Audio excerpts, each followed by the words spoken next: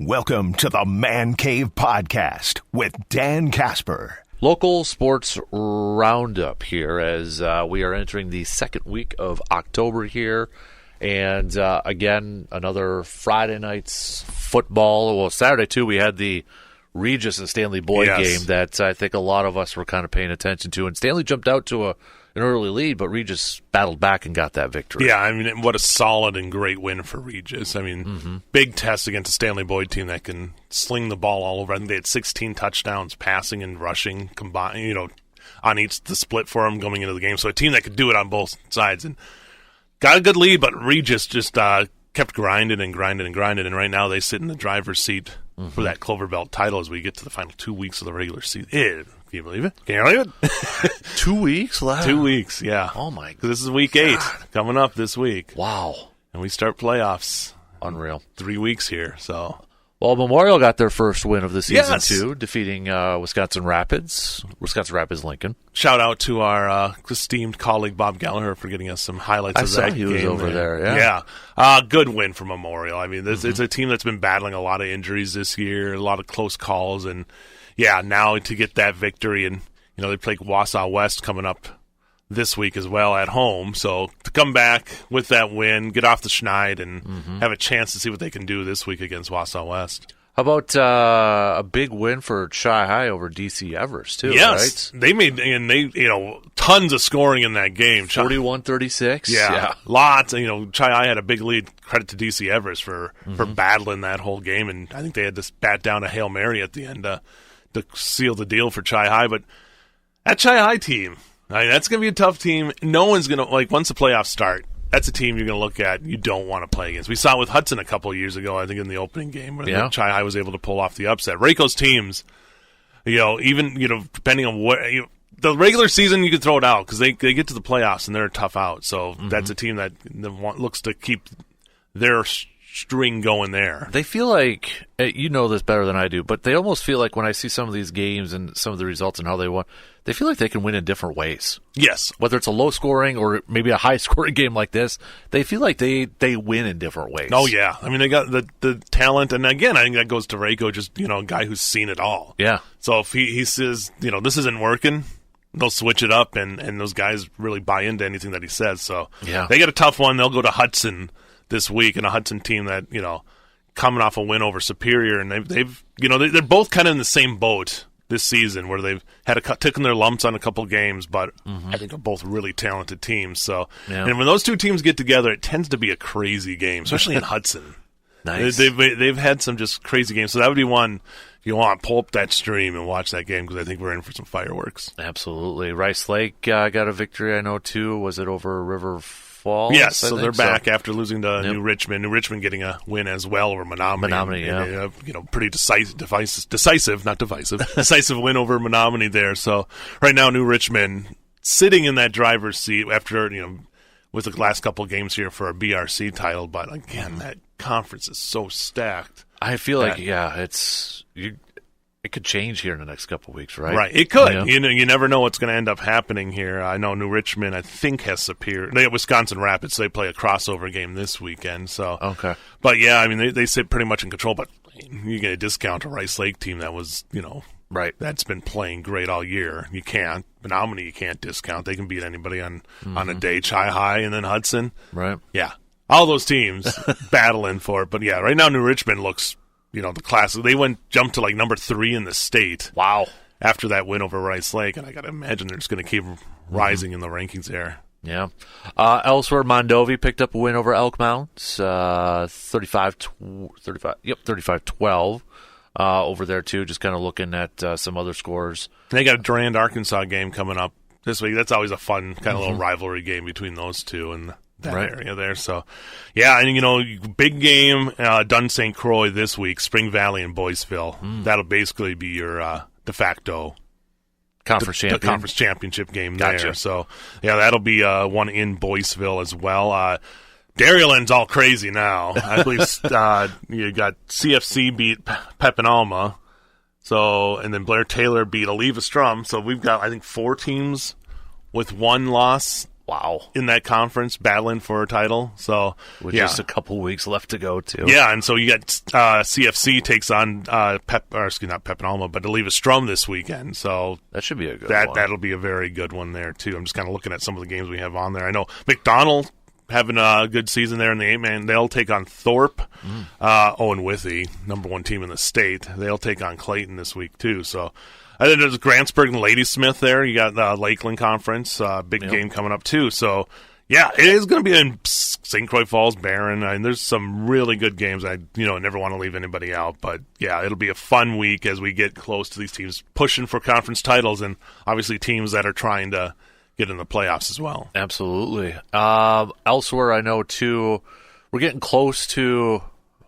Is it for golf? Golf today is sectionals. Sectionals, okay. So the D1 kids, they're all down in Toma. Okay. And then D2, most of them from our area are at Luck. Okay. So that's and then there's a few that were like playing in the Edgewood one from our southern area as well. But yeah, I mean, next week will be the state tournament. Where's that again?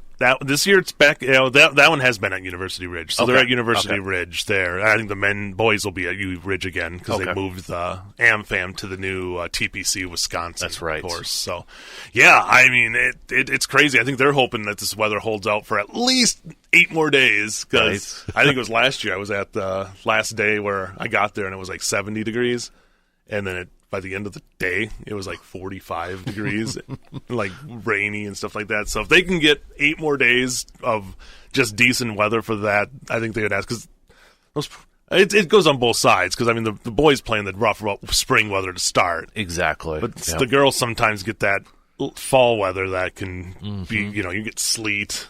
Just, you never know. But, yeah, so I know down in the D1, we've got Carolyn Skinner from Altoona Regis playing. And I believe Altoona Regis as a team playing there, and then Tekka Wallstrad from Memorial as a individual qualifier. Okay. Up in Luck, you'll have Colfax Elk Mound as a team. Belkongshog leading their Bloomer as a team, I believe, there as well. Prescott.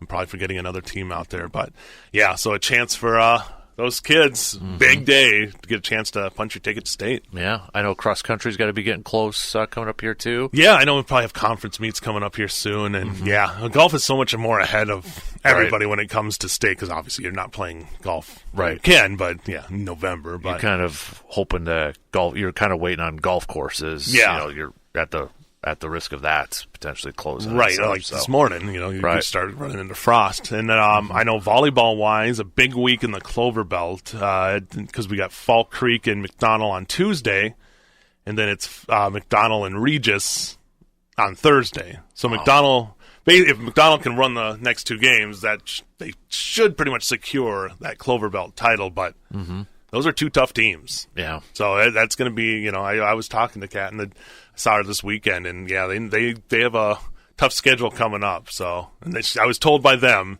that if in the Big Rivers, Hudson right now is the class of the Big Rivers. Just a tough team. They got the chance to play them and watch them, and kind of that's obviously different divisions. And they said that Hudson team is something else. So that's wow. And then I know tennis is going to be close because isn't individual states actually in a couple weeks? Next week, yeah. So today is subsectionals. Okay. So basically the regionals of tennis, and then on Wednesday will be the sectionals. Okay. So then the next weekend will be individual state. Individual state. So yeah, that's going on. Subsectionals and sectionals for D1 are at the Menard Center, and then I think Lakeland Union is hosting for D2 for the section, I think. I know they're somewhere a little more east. And I know I was thinking of another. Oh, soccer. Soccer, yep. Big matchup tomorrow, I believe it is, and it's Hudson and Memorial. Ooh. That one will be That's at always Memorial. A good one. Yeah. 4:30 start. Got to beat this. The sunsets. Yep. Yeah, exactly. So, so that'll be a very huge matchup there. Memorial getting ranked last week in the state, so it's always a good match. David Kite doing a heck of a job over there. Yeah.